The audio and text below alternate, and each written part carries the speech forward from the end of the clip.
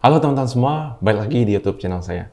Nah, kali ini saya ingin sharing tentang self-control formula. Jadi, rumus untuk mengontrol diri gitu ya. Kan pada saat kita melakukan money management, bisa kan banyak teman-teman yang nanya saya, wah gimana tuh cara kita agar menunda tidak membeli barang tersebut gitu. Kadang kan kita sebagai manusia ketika income makin naik, pasti kita pengen dong untuk membeli sesuatu yang sudah kita plan gitu ya, sudah kita targetkan gitu. Nah, dari itu menurut saya ini ada satu formula yang sangat bagus yang bisa kita terapkan gitu teman-teman. Formula ini juga dipakai untuk mungkin perusahaan-perusahaan besar atau perusahaan teman-teman pada saat bekerja gitu. Jadi ada beberapa rumusnya gitu yang kira-kira harus kita prioritaskan atau kita tinggalkan gitu. Nah, tanpa basa-basi lagi kita langsung masuk ke formula yang pertama. Jadi formula yang pertama ini adalah important plus urgent gitu ya. Important plus urgent. Jadi yang artinya adalah penting dan mendesak sama dengan beli sekarang gitu. Jadi kalau memang barang ini sangat penting dan juga mendesak gitu, kita harus ya mau nggak mau beli sekarang gitu. Contohnya, misalnya HP kita. Sekarang kan kita nggak bisa dong nggak pakai HP gitu ya. HP kita udah rusak total nih, kita punya HP.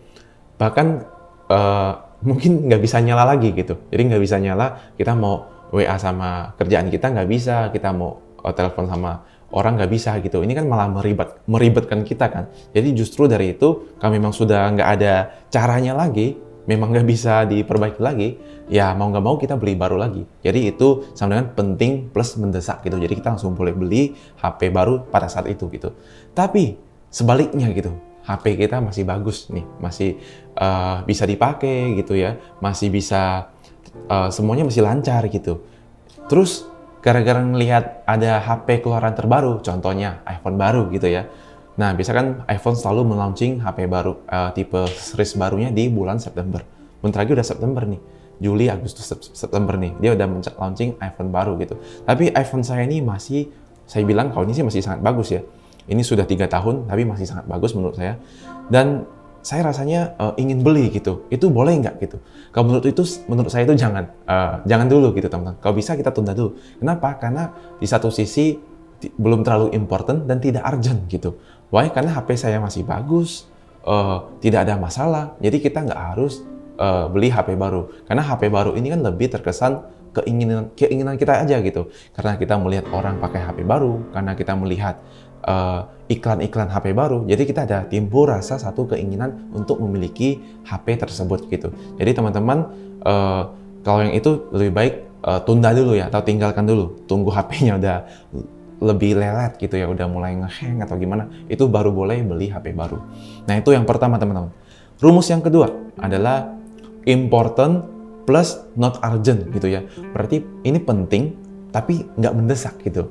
Jadi kita boleh tahan dulu gitu atau simpan dulu. Nah, contohnya gimana? Contohnya gini. Jadi ketika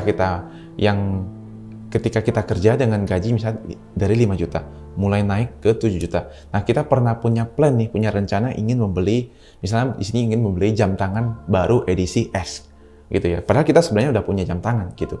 Nah, tapi karena pas udah naik gaji, kita udah punya plan, pengen punya beli jam tangan baru. Sebenarnya itu nggak terlalu urgent gitu ya. Jadi, why? Karena kita masih punya jam tangan yang masih lumayan bagus. Masih jalan gitu, masih nggak ketinggalan zaman gitu. Tapi karena ini hanya punya plan saja, menurut saya ini masih bisa ditunda. Why? Karena ini masih berupa plan yang belum harus dieksekusi gitu. Belum harus dieksekusi gitu ya. Nah, untuk teman-teman, jadi kita bisa tahan dulu dan untuk tidak membeli gitu. Jadi kapan untuk membelinya? Mungkin sampai keadaannya mendesak gitu. Jadi yang kembali lagi jamnya sudah rusak atau entah nggak sengaja jamnya misalnya kepentok dinding, kepentok pintu gitu ya, jamnya pecah gitu, amit-amit ini ya. Nah itu teman-teman boleh membeli jam tangan baru gitu. Itu important plus not urgent gitu. Nah itu yang kedua teman-teman. Sedangkan yang ketiga di sini adalah urgent tapi tidak important gitu. Jadi mendesak tapi tidak penting. Tinggalkan aja gitu teman-teman. Jadi leave it gitu ya. Nah contohnya gimana? Jadi contohnya ini kita lagi jalan di mall nih teman-teman. Lagi jalan di mall sama teman-teman gitu ya. Kita ngelihat ada mungkin ada teman-teman lihat toko baju gitu ya. ada satu baju, ini baju lucu banget gitu, atau ini baju, wah bagus banget, ini model baru gitu. Saya rasanya, saya ngerasa, wah saya ingin memiliki baju tersebut gitu. Apalagi lihatnya yang dipakai sama si patung kan bagus-bagus terus kan, karena patung memang badannya bagus gitu. Belum lagi biasa patung ini memang sudah di-set sampai bajunya ketat gitu ya, jadi kelihatan bagus gitu. Nah, tiba-tiba karena kita ingin membeli barang tersebut karena ada emosi yang menguasai diri kita gitu. Mungkin teman-teman pada saat itu saya bisa tekankan, kita bisa berpikir 2-3 kali lagi gitu. Kira-kira kita butuh nggak baju itu? Kira-kira baju ini penting nggak gitu untuk kita beli gitu? Atau ini hanya mendesak karena teman-teman, wah saya melihat baju baru jadi rasanya langsung ingin membeli aja gitu, rasanya ingin memiliki. Sebenarnya ini masih bisa kita tunda dulu kan untuk nggak pakai baju tersebut, kita juga nggak masalah gitu. Kita masih ada baju baru. Nah ini yang lebih saya praktekkan pada saat saya mulai di money management saat itu gitu. Jadi saya benar-benar tekankan kalau memang yang mendesak nggak penting ini, ya udah nggak usah, tinggalkan aja gitu teman-teman. Karena ini memang hanya dikuasai oleh emosi sebentar aja gitu. Karena ngelihat wah bagus segala macam, jadi kita nggak bisa berpikir lebih panjang lagi gitu. Karena kita sudah dikuasai oleh emosi kita. Nah untuk itu teman-teman boleh berpikir 2-3 kali agar kira-kira kita butuh nggak ya barang ini, butuh nggak ya baju ini gitu, agar baru memutuskan untuk membeli barang tersebut. Nah itu yang ketiga, urgent plus not important. Oke, ini yang keempat, last terakhir ya, not important terus not urgent ya, udah nggak penting terus nggak mendesak gitu, itu udah pasti tinggalkan aja teman-teman. Why? Karena ini hanya contohnya gini nih, misalnya kita lagi scroll di marketplace ya. Marketplace ini ya ada yang warna hijau, ada yang warna orange gitu ya. Kadang kan banyak diskon tuh, ada yang 6.6, 7.7 gitu. Tergantung bulannya ya teman-teman. Nah, teman-teman karena lagi scroll, lihat diskon terus rasanya pengen check out aja gitu.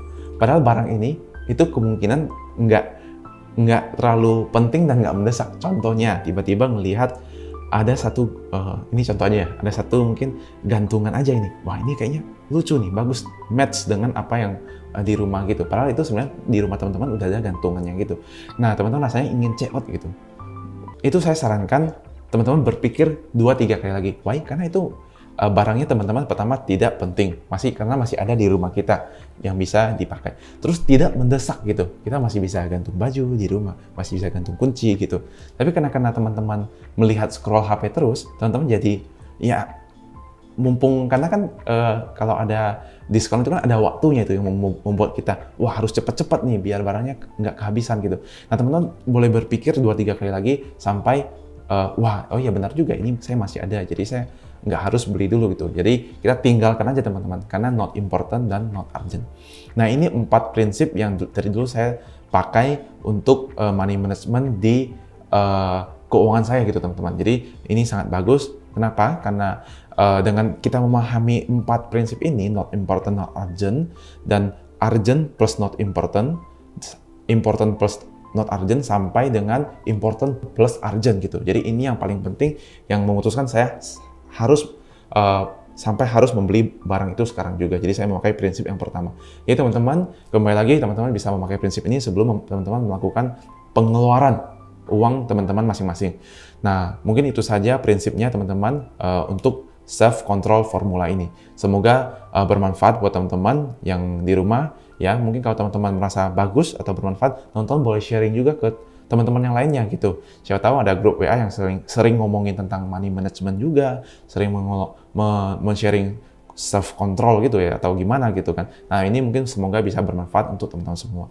Oke, itu saja teman-teman. Saya ucapkan terima kasih. Salam tambah sehat, tambah kaya. Thank you.